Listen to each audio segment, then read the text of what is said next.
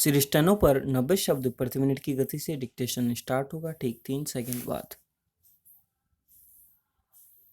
Yes, ready, start.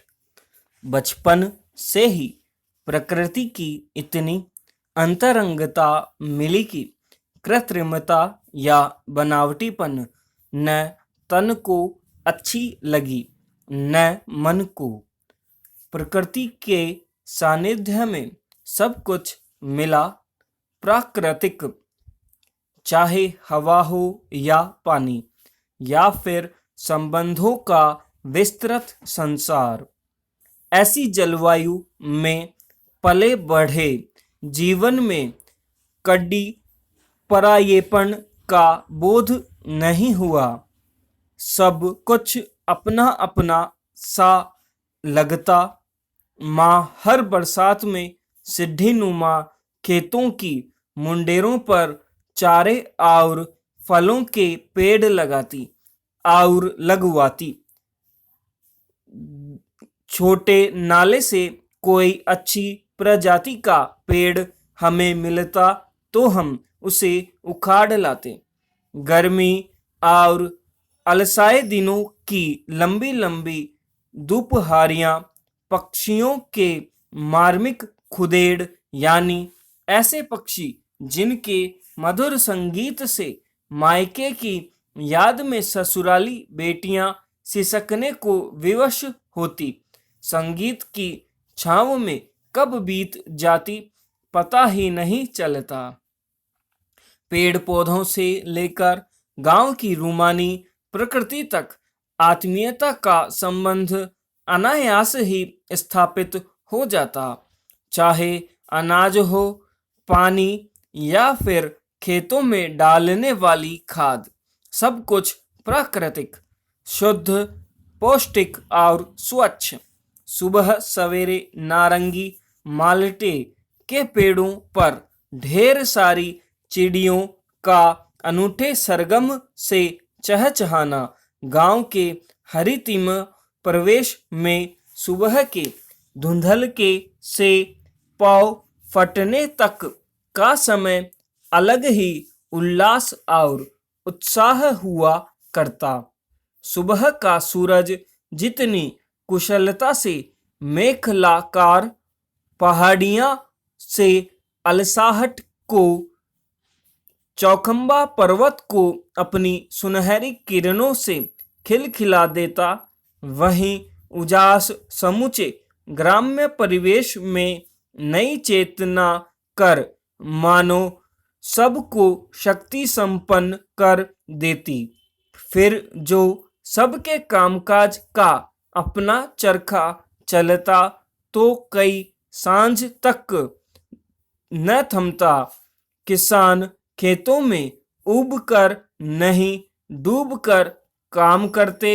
इसी निश्चल प्रेम और परिश्रम से ही ऊसर धरती अन्न संपदा से लहरा उठती। किसी को किसी का काम विभाजित न होता, बल्कि परिवार के सभी सदस्य खुद ही अपनी भूमिकाओं को समझते और अटूट कार्य श्रृंखला चलती रहती।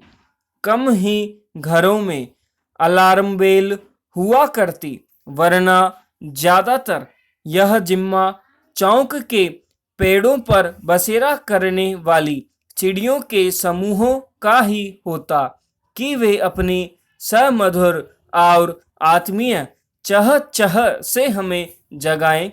वे कभी भी अपनी ड्यूटी से विचलित न होती। अगर कभी किन्हीं कारणों से किस घर के किवाड़ और दरवाजे नहीं खुलते तो चिड़ियां उनकी खिड़कियों और रोशनदानों पर पहुंचकर शोर मचा देती। आमतौर पर हर घर के आगे चौक में कुछ फलदार पेड़ हुआ करते, जिन पर इन अलग अलग प्रकार की चिड़ियों के समूह आपस में विभाजित होकर रहते। कुछ छत के खोखले स्थानों पर अपना घोंसला बना देते तो कुछ उन फलदार या अन्य पेड़ों की कोटरों में। घर आंगन में दो ही चीजें अच्छी लगती, या तो प्रांगण में खेलते बच्चों के भांति भांति के खेलों से उपजी किलकारियां, या फिर इन चिड़ियों की अपनत्व से भारी नौक झोंक। शाम होते ही जैसे इनकी दिन भर की गतिविधियों की समीक्षात्मक चिल्ल पांव भारी दंगल शुरू हो जाती, जो परोक्ष रूप से सांझ के घिर आने का संदेश होती। गांव, पास पड़ोस और खेत खलिहानों को गया खिलंदड़े बच्चों का हुजूम भी उन्हीं की तरह सरपट अपने घरों को आ लौटता।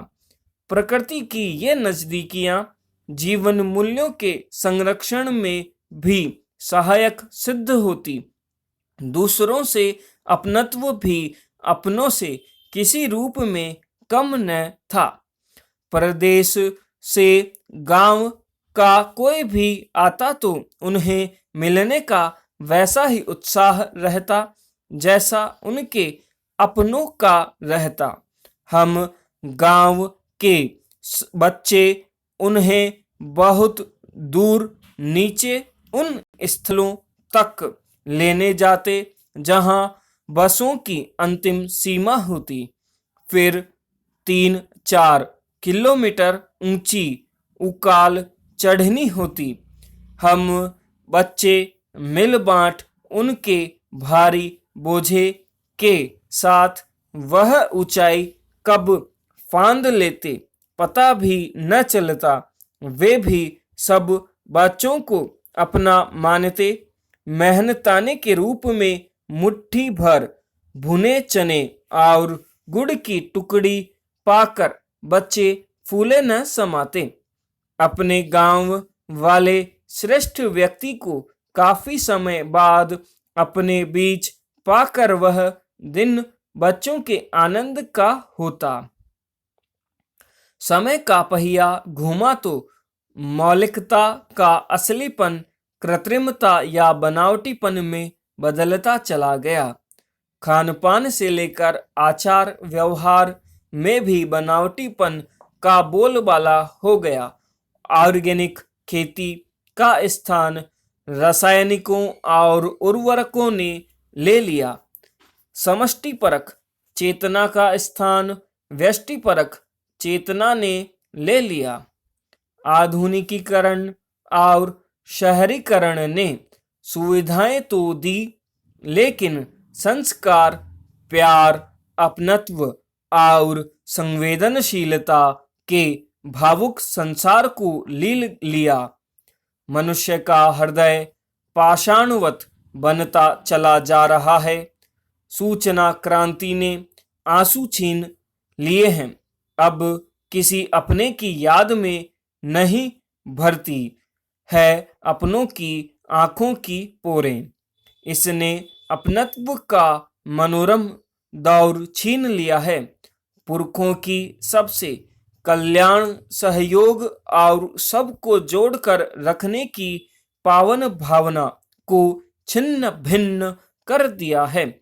परिवार की वह गौरवमयी माला मन का बिखर गई है। विश्व बंधुत्व और सर्वजन का चिंतन करने वाला सुंदर ग्राम्य परिवेश अब बहुत सिमट गया है। परिवार के ही सदस्य अपरिचितों की तरह रहने को विवश है। असलीपन को लीलता, यह बनावटीपन गहरी टीस और त्रास देने वाला है। यह था 90 शब्द प्रति मिनट की गति से स्टेनोग्राफी पर अभ्यास आपने किया। दोस्तों, इस अभ्यास में भय थोड़ा अलग तरीके से बना हुआ है, डे और के नीचे टय लगे हुआ है। तो ये शुरू में मुझे समझ में नहीं आया था, तो वहाँ पे मैंने 2-3 वर्ड छोड़ दिए थे। तो आप इसे PDF से मैच करते समय थोड़ा सा ध्यान रख लेना, ठीक है। तो तो और इसमें काफ़ी अच्छे अच्छे वर्ड हैं, थोड़ी सी हार्ड डिक्टेशन रही है, काफ़ी बहुत अच्छे प्राकृतिक वर्ड हैं सारे। तो मिलते हैं नेक्स्ट डे नेक्स्ट डिक्टेशन के साथ, तब तक के लिए जय हिंद जय भारत।